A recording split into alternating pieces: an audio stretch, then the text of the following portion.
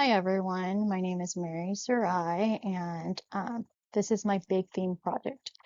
So I will be talking about electricity power source and why I'm interested in that as my matter topic. Um, I think it's interesting to provide information about different sources of energy and how they are consumed and distributed. There are interesting ways that energy are harvested, and the magnitude of how the process is done is fascinating to me. So this is going to be an accumulation of my research and my personal understanding. I might get things wrong, but this is my personal understanding, so hopefully it's correct for you, and hopefully it interests other people as well. So electricity, explain, is, as we learned in chemistry, is part of different matters, and matters are atoms, and atoms all is the connection of how energy works. So with this, electricity is the movement of electrons between atoms.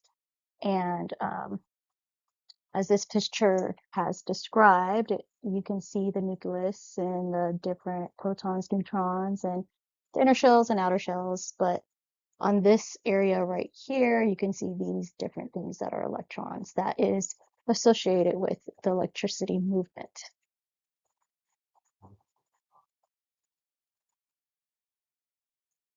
Um, So when we're talking about energies and how it is produced or how we actually source it to get electricity, there are two different uh, categories that describes energy. And the first one is non-renewable resource examples. So they're basically raw materials from Earth that is produced.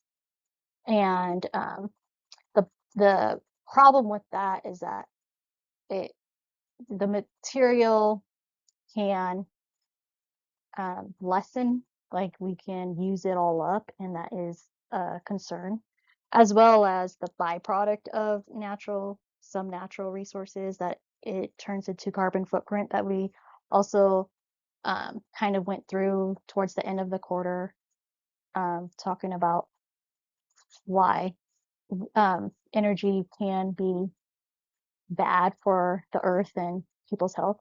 So the renewable side of energy sources are a big theme for the world, and trying to figure out a better way, efficient way. So there's different ways like a solar panel system or a wind farm, and then hydro pumps. That's been going on for a very long time, using dams to create energies from turbines and electricity to power all these stuff.